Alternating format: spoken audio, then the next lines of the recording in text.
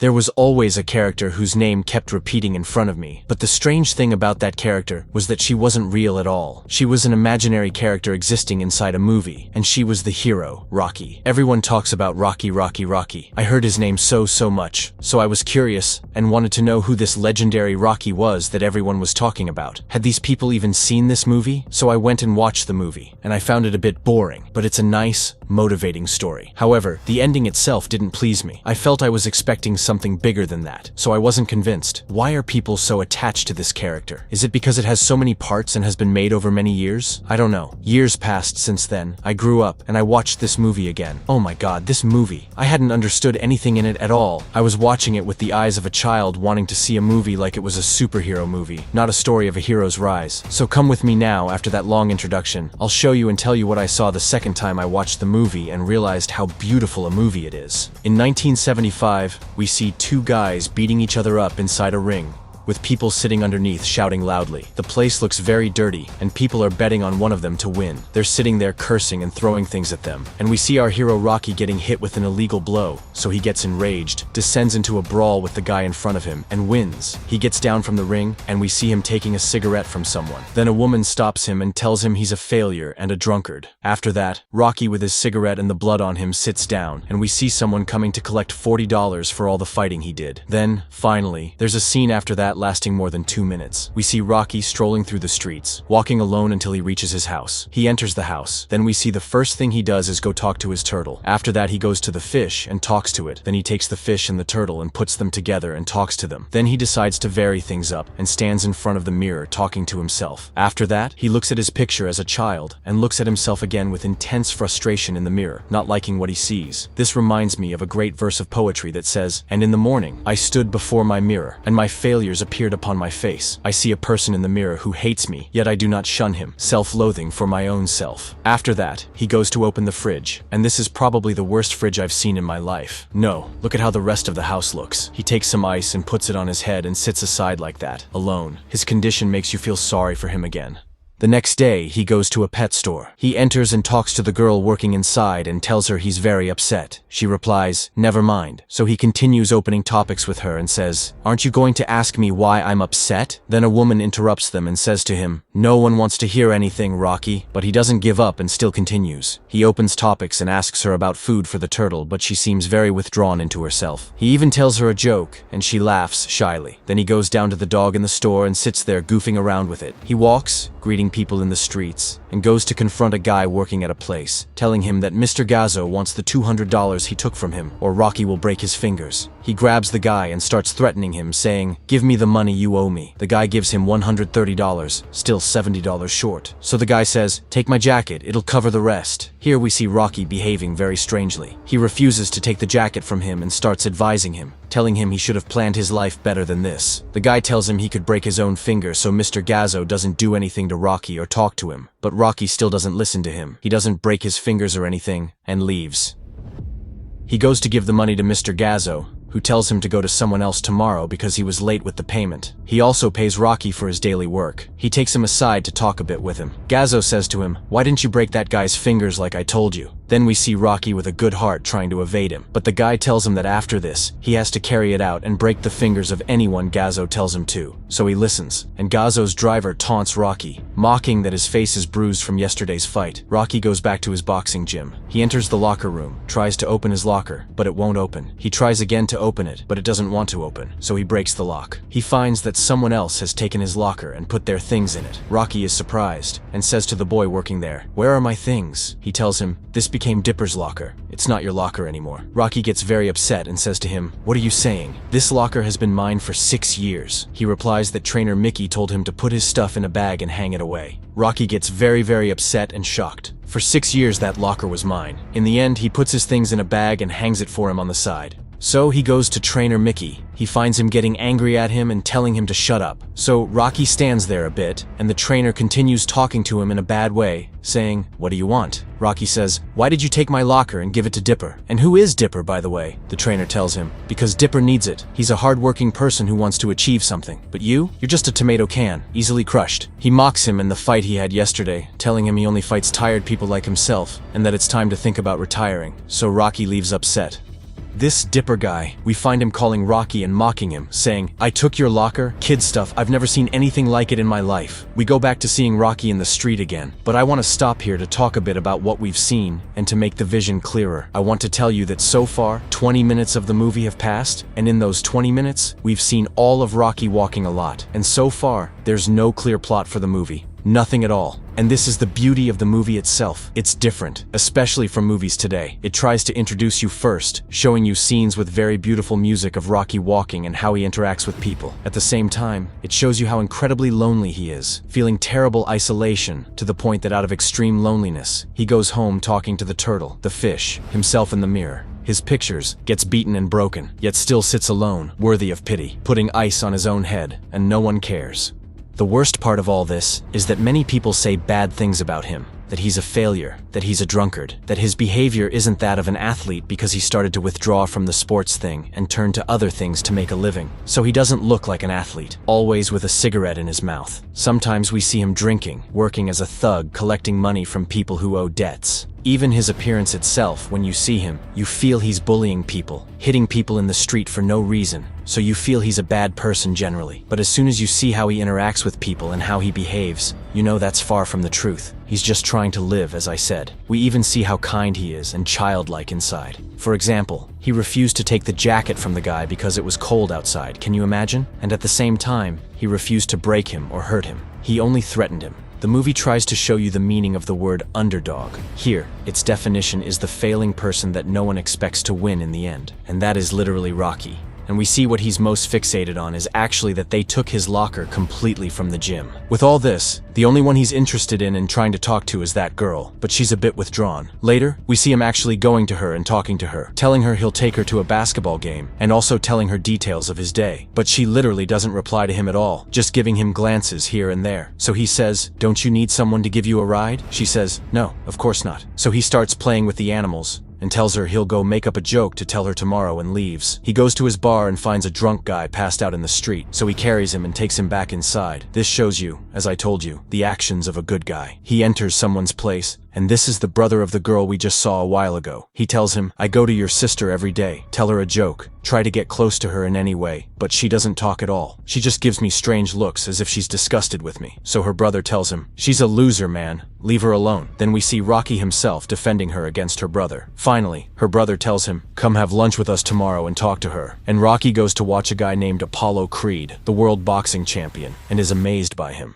Later, we see him again walking in the streets again, and he finds a group of kids standing on the corner wanting him to stand with them. He sees that among them is a little girl he knows, so he scolds her and tells her, "Does your brother know you're standing here with them?" He takes her and walks away. We see the girl smoking cigarettes and she's only 12 years old, so Rocky starts advising her and takes the cigarette from her and throws it away. He tells her that if she keeps this up, her reputation will be bad, people will hate her and avoid her, no one will love her, and people will always remember her bad reputation. They will call her bad nicknames, and she still needs to surround herself with smart, successful people to become successful like them, not the lowlifes who exist in the streets, until they reach her house. You know what she replies to him after all that talk? She flips him off, curses him, and runs away, of course. Rocky gets upset and says, "Who am I really to advise people?" You know what's great about this movie? It's against all the movies made today. If this movie were made today, all these events we've seen would have been removed. They wouldn't have left even 5 minutes of them. All these events that happened, a scene like the one with the girl we just saw, shows you the nature of Rocky's character, that he is kind and fears for everyone. Even though people keep treating him badly, he still continues normally in his life, still trying because that's his character. It makes you get attached to the hero 100%. That scene would have been cut today on the pretext that it's unnecessary, so you feel people have forgotten how to make movies or how to tell stories. Not every story has to be about how the hero beats everyone up and wants revenge, or how cool and strong he is, or how weak and strong he is. On the contrary, the movie so far is very calm even though it's a sports movie. But in the end, why does it hook you? Truly to the hero and his world, to the point where you can easily see that the hero is one of us.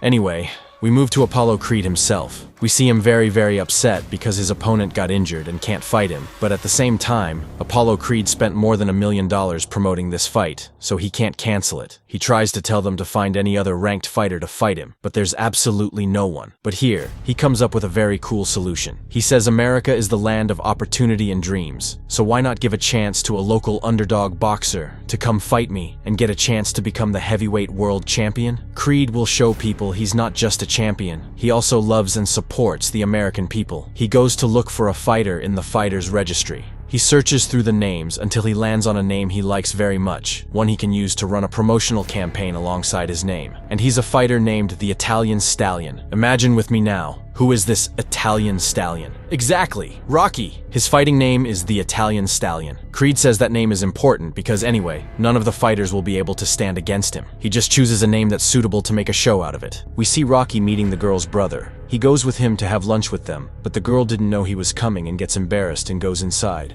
Rocky goes to talk to her and tries with her until she goes out with him wearing something like her aunt's. She walks with him. He takes her to a closed skating rink. He makes a deal with the guy there, giving him money to open it for them. She starts skating on the ice while he runs beside her, shouting loudly with her so she can hear him. They circle around each other until the time ends and they leave. Literally the whole outing, Rocky kept shouting, talking a lot, but she only gave him 2 or 3 words. And he tells her he's played 64 boxing matches so far, and still kept his nose from being broken or anything happening to it. The next day, Rocky goes to the gym. They tell him trainer Mickey wants him. He goes to him, and Mickey tells him people from Creed's team were looking for him and definitely want someone to train with Apollo Creed. So Rocky talks to him and yells at him saying, "I've been here 6 years, and you always treat me badly. I want to know why." The old man tells him, "Because you have great potential to be a great fighter in boxing, but you chose to work as a thug, collecting money from people." Rocky tells him, "Because I want to be able to live." The old man tells him, "You're wasting your life," and walks away. He goes to the guy who asks him, "Are you interested in competing against Apollo Creed for the World Heavyweight Championship?" Rocky is shocked, but says no. The guy tells him Creed saw him and wants to fight him. So he replies, "I fight in tired clubs, and he is the best boxer and fighter in the whole world. This isn't equal at all." The guy sits down and tells him America is the land of dreams, and they believe in that, so this is an unrepeatable opportunity, and all that talk. And Rocky agrees. Then we see him sitting with Adrian, the girl, and her brother watching TV.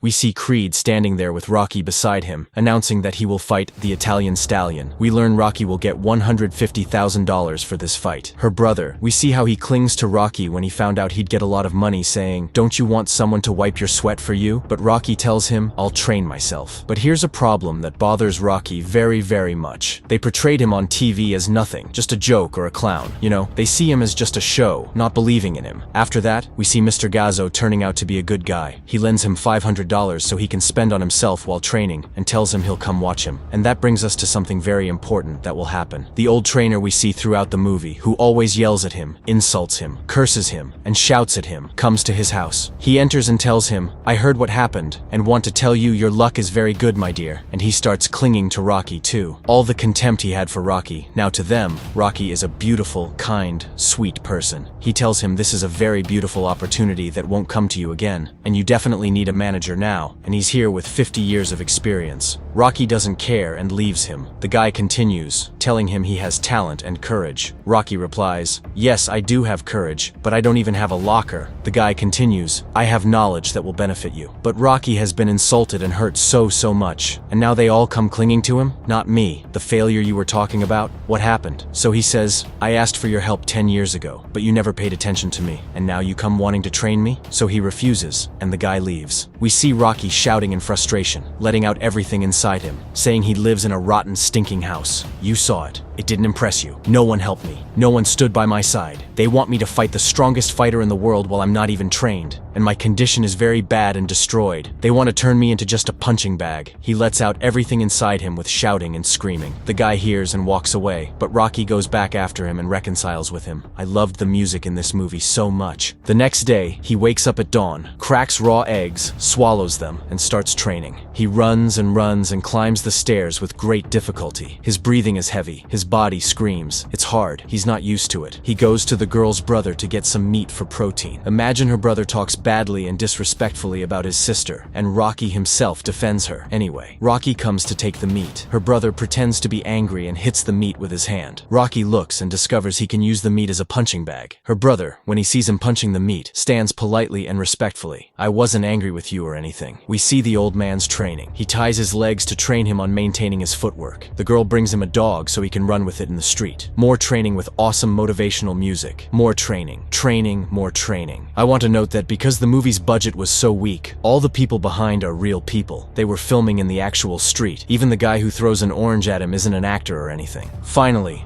after a huge amount of training, he manages to run and complete climbing the stairs with full strength and elegance, without any tiredness or even weak breathing. He reaches top form. The day before the fight, he's so nervous he goes to the fight venue itself. He tells the guy in charge that Rocky's picture is wrong. He'll wear white pants, not red. We see the guy isn't interested. He tells him, as I said, they just see him as something worthless. He goes back home and tells her, Adrian, that he won't be able to win against Creed. He cries and tells her all he wants is to be able to stand in front of Creed until the end, because no one has managed to stand in front of him before. He cries saying, I just want to prove I'm not just a failing drunkard. It's time for the fight. Rocky comes out, the weak, losing boxer living the American dream. They greet him, of course, and cheer for him, but we also hear them commenting on the match mockingly, saying he'll last until the third round and lose by knockout. The world champion enters wearing a George Washington costume, the first American president, not caring, not worried, because he's the legendary champion who fought 46 matches without losing a single one. Apollo Creed facing Rocky. Unnatural tension, insane excitement. We see them preparing for the fight, and it begins.